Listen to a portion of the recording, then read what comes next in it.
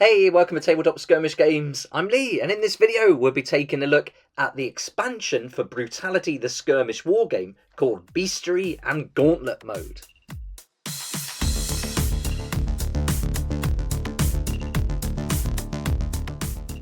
Here we go, here's the Beastry and Gauntlet mode by Scott Wainwright, and this is an expansion to Brutality the Skirmish Wargame, so you'll need this in addition to the rules. This is a 52-page expansion and it's packed with loads of good stuff to get you playing the game with a bit more variety.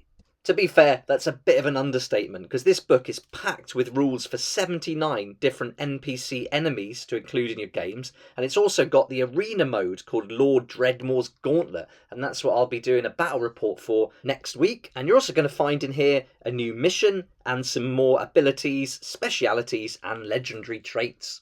Right, let's get started then. We'll go through the book completely, give you a good overview of the rules so you can get prepared for next week's battle report.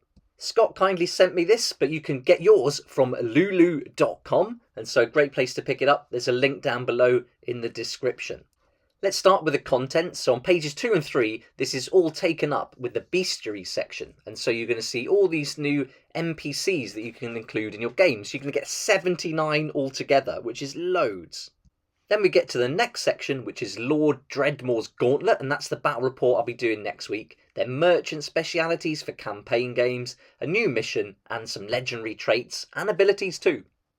So let's get started with this Beastary section. So this is going to take up a fair amount of the book, and this is going to give you all the NPC monsters you can use in your Brutality Skirmish Wargame. So we're going to be using 20 of these when we play the Gauntlet mode in that battle report. You've also got an option to create your own NPCs, and it tells you how to do it here on page 6.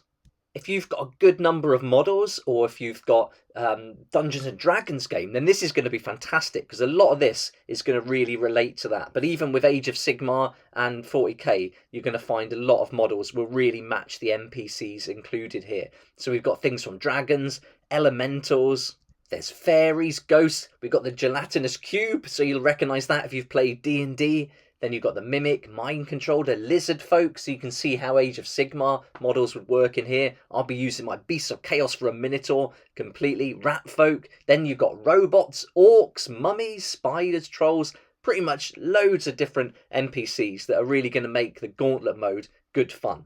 I'll be using a mix of models from lots of different creators and game companies, so you'll see those next week. Now we're on to Lord Dreadmore's Gauntlet. So this is the mode that lets you play in this arena against all these NPCs. This arena is an entertainment venue, and they actually broadcast it for viewing for all the inhabitants of the Brutal Realm. But this isn't a regular gladiator style arena. You're going to get customizable floor panels that rise and fall, walls that move independently, and lots of other traps and gadgets that are going to cause some damage to those taking part in the battle. All these features, just like the NPCs, are going to be random, and so you're going to roll on tables that are going to tell you how all this is going to operate during each round. On page 25, you're going to get the how to play rules. So you're going to get the setup, and this is where you create a warband as normal, and the suggested point value here is 5 to 6. So I'll be using Ragnar and his crew, who you may have saw in the last battle report. Then you'll select 20 models to be your NPC creatures, and all this is going to take place in a relatively small area. It's only going to be 20 inches by 20 inches. So there's going to be no hiding or running away here. You're going to have to get stuck in and take on these NPC creatures as they pile into the arena. You're only going to need 4 pieces of 4-inch long wall terrain for this battle, and you're going to use that to block line of sight. You'll see that those walls also move around from round to round, and then you'll take note of 4 sides of the arena and just label them as north, east, south and west, and then you'll put your warband right in the centre, and they've got to be within 4 inches of the centre of the room for that first round. And then after that, they're not going to reset, they're not going to be moved or perform any actions before the next round starts. So the setup's really easy. Once you've got your warband created, there's not many steps to follow here to get started in the battle. But once you've set it up, there's going to be some activating that you need to do for each round. Each round has an event table, so you roll on that, and that event only affects that round. Then you'll rescatter each of the 4 walls, And after that, you'll roll 2d10 and then choose from the lineup of those 20 NPC miniatures. They don't all come on at once. You need to bring in enough so that they're at least half the value in points as your warband list. So once you've chosen your NPCs for each round, then you'll take turns activating models. But it's a slightly different order to regular play. It'll be 1 NPC first, then 2 player models, 1 NPC, 2 player models, and so on. These NPC models are not going to be messing around either. They don't care about their own safety, and they're just going to come straight at you to try and do as much damage to your models. You can play this mode as just a one-off, or it could be part of your campaign. But if you play in a campaign, you will need to pay 6 gold before attempting the gauntlet. And to win, the only victory condition is just to purely survive.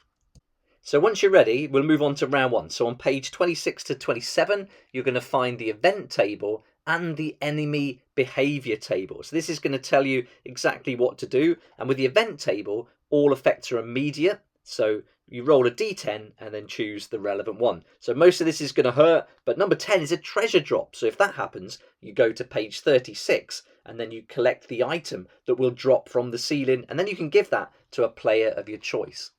Then the enemy behaviour table is going to tell you where to deploy your models and what they do. So for example, number 1 will be deploy north, and then that model hates the closest model, so they're going to want to get stuck in and attack them. This continues through the other rounds, and so there's going to be some differences here. The event table is going to change, and there's going to be some slight movement on that enemy behaviour table as well. And you'll continue doing this all the way through round 5. And then at the end of round 5, you decide whether you're going to finish the gauntlet or whether Lord Dreadmore makes you carry on the fight. And here you can see page 36 is that treasure list. So on page 37, you've got the gauntlet finale. And so at the end of the last round, the 5th round, you look at what condition your warband's in, how many models have died, and then that'll tell you whether you have to continue 2 rounds, 1 round, or you've finished. If you survive, then victory is yours. And on page 38 onwards, it's going to go through all the features for the campaign game. So you're going to get some benefits for your warband for making it through. So it's not all bad. If you survive, there's lots of treats in store.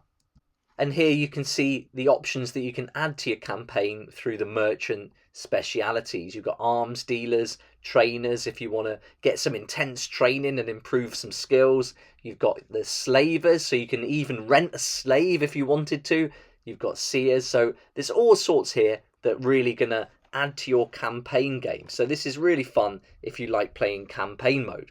Then you've got a new mission. So this is separate to what we've just seen. You've got a new mission called Mimic Den, and this is going to see you going up against the Mimickin. So you've got all the stats there for that, and regular activation, deployment, objective, and victory conditions for that, as well as model abilities, and then some legendary traits you might want to include in your warband.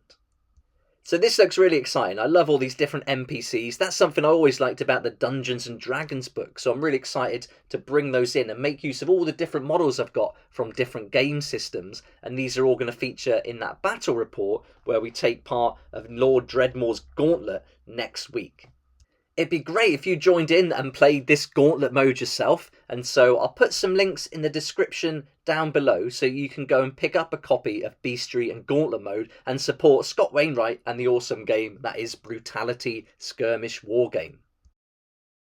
That link will take you to Lulu where you can order a copy of the book, and I'll also put another link to the Facebook page for Brutality, which is a group that you can join, and you can get loads of free PDF downloads and extras for the game as well as joining in with the community to talk about the hobby. If you're new to Brutality, you might like to watch my video for the core book review, and that goes through everything to do with the game. I also did a battle report. Then I went through the solo rules overview in a bit more detail and then created a battle report for solo play, which is a really fun part of the game.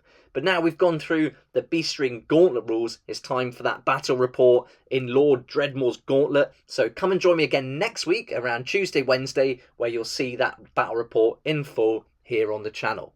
Let me know what you think about Brutality Skirmish Wargame down in the comments section below. I'd love to hear your feedback, and thanks so much for watching. Please like if you liked it, subscribe for more videos like this, and don't forget to hit that notification bell to join me next time on Tabletop Skirmish Games. I'd like to say a huge thank you to my Patreon supporters who make these daily videos possible, and if you're interested in joining the community, it'd be awesome to see you there, and I'll put a link for that in the description down below.